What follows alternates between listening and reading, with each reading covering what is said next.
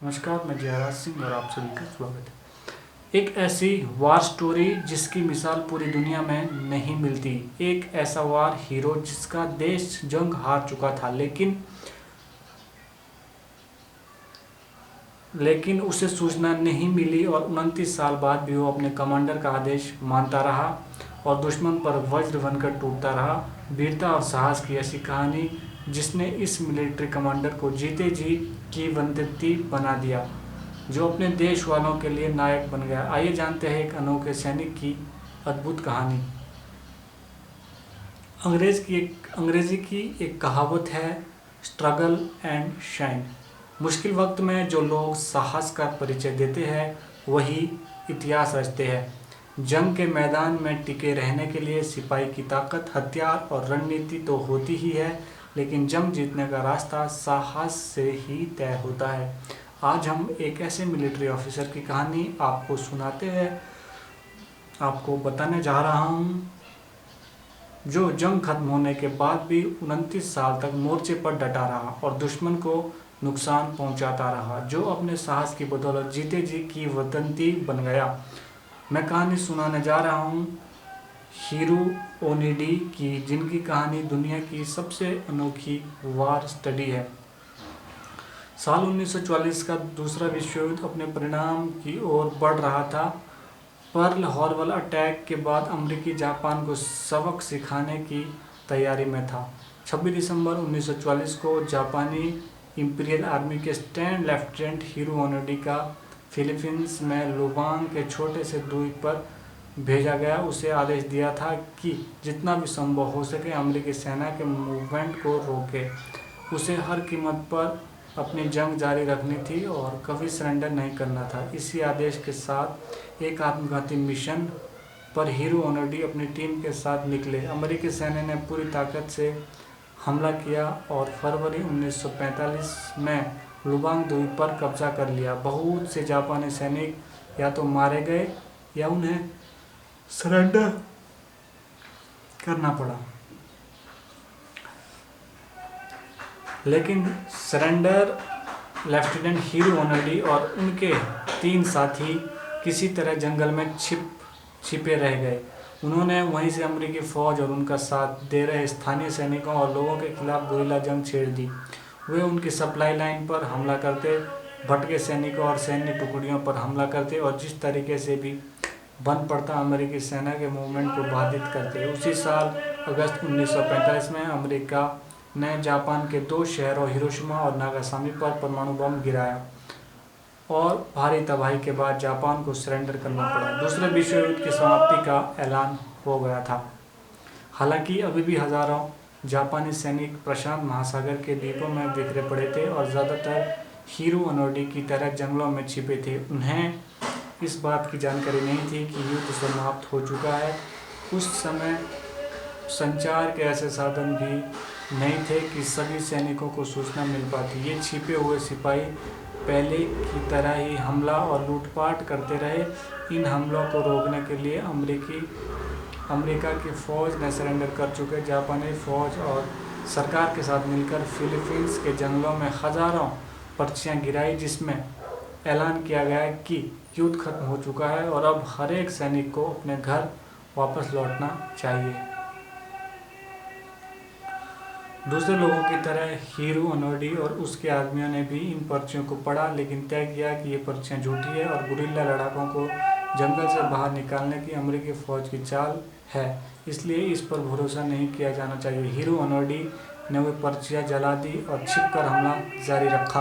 5 साल बीत गए, पर्चियां बंटनी बंद हो गई और ज़्यादातर अमेरिकी फौज अपने देश वापस लौट गई। लुबांग की स्थानीय जनता भी अपने काम खेती और मछली पालन में लग गई, लेकिन हीरो ओनिडी की टीम जंग के मोड में बनी रही और जो मिलता उस पर हमले करते रहे। परेशान होकर फिलीपींस की सरकार ने नई पर्चियां छपवाकर उन्हें जंगल में गिरवाया, जिसमें लिखा था, बाहर आ जाओ, युद्ध खत्म हो गया, तुम लोग हार गए हो। हीरो ओनिडी और उनके लोगों ने इन पर्चियों पर भी भरोसा नहीं किया और झूठ मानकर हमला जारी रखा। युद्ध समाप्ति के 7 साल बाद 1952 में जापानी सरकार ने एक आखिरी कोशिश की अपने छिपे हुए सैनिकों को बाहर लाने की। इस बार गुमशुदा सिपाहियों के परिवार की तस्वीरें और उन्हीं का संदेश छपवाकर बंटवाई गई। साथ ही उनमें सम्राट की तरफ से एक निजी संदेश भी था। एक बार फिर हिरो ओनोडी ने उस सूचना को सच मानने से इनकार कर दिया। फिर से उसने मान लिया कि यह अमेरिकी सेना की कोई चाल है। एक बार फिर से उसने और उसके आदमियों ने युद्ध का अपना मोर्चा संभाल लिया। कुछ और साल गुजर गए और उसके आतंक से डरे फिलीपींस के स्थानीय लोगों ने उनका सामना करने के लिए हथियार उठा लिए। साल 1959 तक हिरो ओनोडी के एक आदमी ने समर्पण कर लिया और दूसरा मारा गया। फिर एक दशक बाद हिरो ओनोडी का आखिरी साथी कोजुला स्थानीय पुलिस की गोलियों का शिकार हो गया। ये लोग विश्व युद्ध खत्म होने के 25 साल बाद भी जंग जारी रखे हुए थे, क्योंकि उन्हें उनके सैन्य कमांडर से युद्ध रोकने का आदेश नहीं मिला था। वे उस आदेश के साथ आए थे कि सरेंडर नहीं करना है और दुश्मन को जितना संभव हो नुकसान पहुंचाते रहना है, ताकि जापान को अमेरिकी हमले से सुरक्षित रखा जा सके।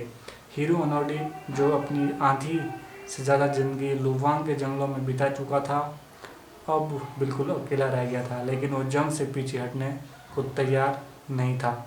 साल 1972 में जब उसके आखिरी साथी कोजुआ की मौत की खबर जापान पहुंची तो वो हलचल सी मच गई। जापानी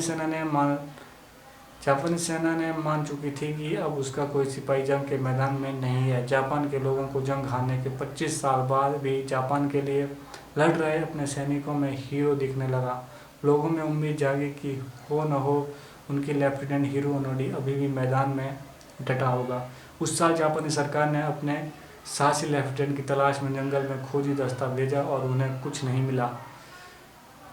पूरा जापान हिरो ओनोडी को नायक मानने लगा था और उसकी वीरता के किस्से हर किसी की जुबान पर थे। हिरो ओनोडी एक जीवित किंवदंती बन चुका था। लोग उसे परिकथा का नायक मानने लगे थे, लेकिन तमाम कोशिशों के बाद भी फिलीपींस के जंगलों में उसका कोई सुराग नहीं मिल पा रहा था। जापान का एक युवक था, नोरियो त्सुजी, जो रोमांच और खोज में रुचि रखता था। उसने फिलीपींस के जंगलों में लगातार खोजी अभियान चलाकर हिरो ओनोडी का पता लगा लिया। उसने बातचीत में हिरो ओनोडी ने साफ कहा कि उसे सरेंडर नहीं करने के आदेश मिले थे और वह उसका पालन कर रहा है। नोरियो सुजुकी ने जापान के युद्ध की सच्चाई और जापान के लोगों की राय हिरो ओनोडी को सुनाई। तब जाकर उसे यकीन हुआ, लेकिन वो सरेंडर करने को फिर भी तैयार नहीं था। फिर जापान से जिस कमांडर ने उसे आदेश देकर युद्ध में भेजा था, जो रिटायर होकर बुक सेलर का काम कर रहा था, जापानी सेना ने उसे फिलीपींस के जंगल में भेजा। उसके आदेश के बाद हिरो ओनोडी ने फिलीपींस के सामने सरेंडर किया। फिलीपींस की सरकार ने वॉर रूल के तहत उसे माफ़ी दे दी और जापान वापस जाने दिया। हिरो ओनोडी 1974 में यानी दूसरे विश्व युद्ध खत्म होने के 29 साल बाद जापान वापस लौटा। 18 साल की उम्र में सैनिक बने हिरो ओनोडी जब 29 साल गुरिल्ला वार लड़कर जंगल से निकलते तो उनकी उम्र 52 साल हो चुकी थी। पूरे जापान ने इस हीरो का स्वागत किया।